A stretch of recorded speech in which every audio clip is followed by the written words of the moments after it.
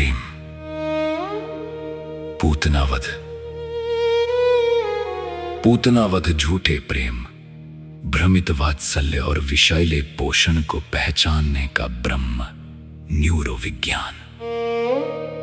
जब चेतना शिशु कृष्ण गोकुल के हृदय क्षेत्र में पले, उनकी उपस्थिति ने न केवल प्रेम को गहरा किया बल्कि अंधकार को भी बेचैन किया, क्योंकि जहां सच्चा प्रकाश बढ़ता है वहीं छुपा हुआ विष बाहर आने लगता है। और यह विष कोई बाहरी राक्षसी नहीं बल्कि मन के भीतर जन्मी वह टॉक्सिक अफेक्शन है, जो प्रेम का मुखौटा पहनकर आते हुए आत्मा को भीतर से खोखला कर देती है। यही झूठा वात्सल्य पूतना है। वह स्मृति, वह ऊर्जा, वह संबंध, वह व्यक्ति, वह अनुभव जो बाहर से प्यार का रूप लेकर आता है लेकिन भीतर जहर रखता है।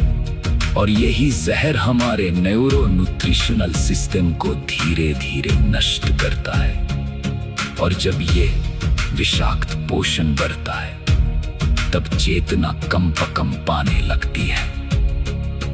पूतना कोई स्त्री नहीं, पूतना मनुष्य के उस अनुभव का नाम है जो दया बनकर आता है लेकिन भय देता है, सुरक्षा बनकर आता है लेकिन कमजोर करता है, मां बनकर आता है लेकिन आत्मा को चूस लेता है।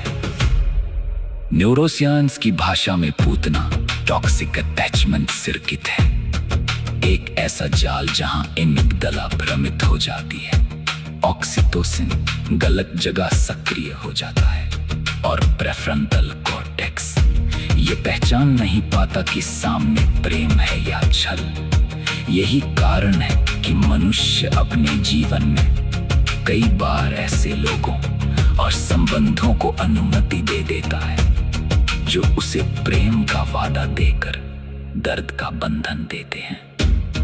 गोकुल यानी हार्ट जोन में जब प्रकाश जन्मता है तो टॉक्सिक मेमोरीज भयभीत हो जाती हैं, क्योंकि उन्हें मालूम है कि सच्चा प्रेम उनके अस्तित्व का अंत होगा। इसलिए पूतना ममता का रूप लेकर आई। वह जानती थी कि प्रेम की गोद में बसे शिशु को विष देकर ही वह चेतना को नष्ट कर सकती है। इसी कारण ये कथा मनुष्य की मानस यात्रा का पहला महत्वपूर्ण पाठ है। जो प्रेम दिखता है वह हमेशा प्रेम नहीं होता। जिस चेहरे पर मुस्कान है वह हमेशा सुरक्षा नहीं देता। जिस गोद में जगह मिलती है वह हमेशा पोषण नहीं देती। पूतना ने कृष्ण को उठाया। ये वह क्षण है जब टॉक्सिक एक्सपीरियंस मन के वल्नरेबल स्टेट को पकड़ लेते हैं। शिशु अवस्था में मनुष्य की भावनाएं ओपन लूप लर्निंग मोड में होती हैं, जहां प्रेम और विष दोनों को ग्रहण किया जा सकता है। पर चेतना के जन्मे हुए प्रकाश को जहर प्रभावित नहीं कर सकता, क्योंकि प्रकाश जहर को पहचानने की क्षमता अपने साथ लाता है। कृष्ण ने उसका दूध नहीं पिया, उन्होंने उसके जहर की पहचान की। ये वही फेक लव डिटेक्टर है जो जागरूक मस्तिष्क में जन्म लेता है। न्यूरोसाइंस कहती है कृष्ण उस क्षण अमिग्डाला के गलत सिग्नल्स को ओवरराइड करते हैं, ऑक्सीटोसिन का दुरुपयोग रोकते हैं और प्रेफ्रंटल कॉर्टेक्स को ये निर्णय करने की शक्ति देते हैं कि ये प्रेम नहीं, ये खतरा है। पूतना का वध दुष्ट स्त्री की हत्या नहीं बल्कि टॉक्सिक अटैचमेंट के विनाश का संकेत है। हर मनुष्य के भीतर एक ऐसा अनुभव है जिसने उसके प्रेम को चोट पहुंचाई, उसके विश्वास को नष्ट किया, उसकी मासूम नीयत को पिघलाया। और जब तक उस अनुभव को पहचान कर वध नहीं किया जाता तब तक नया प्रेम जन्म नहीं लेता। कृष्ण ने पूतना की ऊर्जा को ही खींच लिया। ये संकेत है कि जब चेतना जागती है तो विष से भागती नहीं, विष को खींचकर अपने प्रकाश में भस्म कर देती है। ये प्रक्रिया न्यूरोसाइंस में ट्रॉमा एक्सट्रैक्शन एंड इंटीग्रेशन कहलाती है, जहाँ पुराना भय अब शक्ति में बदल जाता है, जहाँ गलत स्मृति अब जागरण का आधार बन जाती है। पूतना का गिरना, विहीन होना और गोकुल का सुरक्षित बच जाना, यही बताता है कि जैसे ही टॉक्सिक लव नष्ट होता है, वैसे ही हृदय की भूमि फिर से मुक्त, सुरक्षित और पवित्र हो जाती है। कृष्ण का ये पहला कर्म ये घोषणा है कि प्रेम तभी आगे बढ़ेगा जब कृत्रिम वात्सल्य का अंत होगा।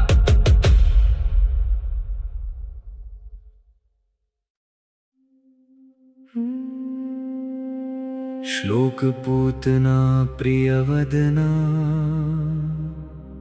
ममत्वाभासकारिणी ज्ञात्वा शिशुर्महायोगी पिपीलो विषमाशयम्।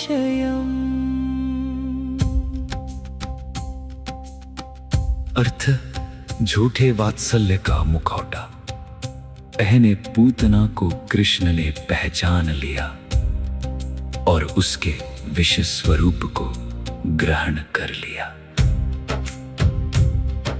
श्लोक धोनैव पायं पिबत्येष प्रेम रूपेण मोहकम् अंतर्बुद्ध्या विनिश्चित्य दुष्यते नहि माधवः। अर्थ, कृष्ण झूठे प्रेम का दूध नहीं पीते, उनकी चेतना छल को पहचान लेती है। श्लोक 3 विषं संहरते देवो न हन्ति स्त्री कथंचन दोषं हित्वा विनश्यन्ति शोका भोगा भयादयः। अर्थ, कृष्ण स्त्री नहीं मारते बल्कि विष, दोष और भय का नाश करते हैं।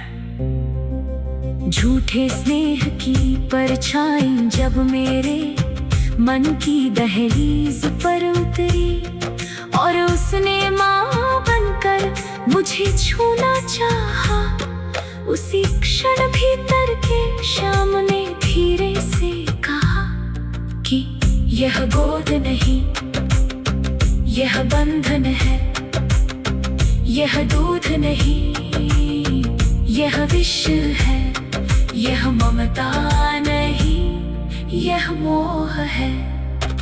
और जिस पल यह कहा गया उसी पल मेरा हृदय जागा, पॉइजन टूट कर प्रकाश में बदल गया, स्मृति जलकर मधुर हो गई और मैं अपने भीतर पहली बार निर्दोष होकर खड़ा हो गया।